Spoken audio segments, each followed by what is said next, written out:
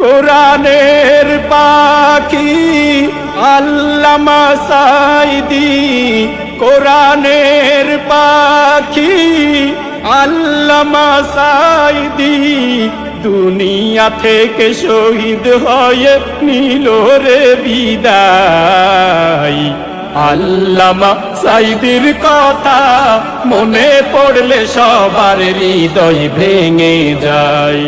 যার মরণে সারা বিশ্বের কোটি মুসলমান হলো অসহায়।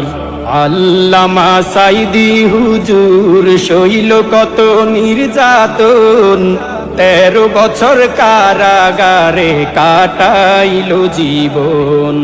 যারা যারা জুলুম করলো আল্লাহ পাকে সবই দেখলো, যারা যারা জুলুম করলো আল্লাহ পাকে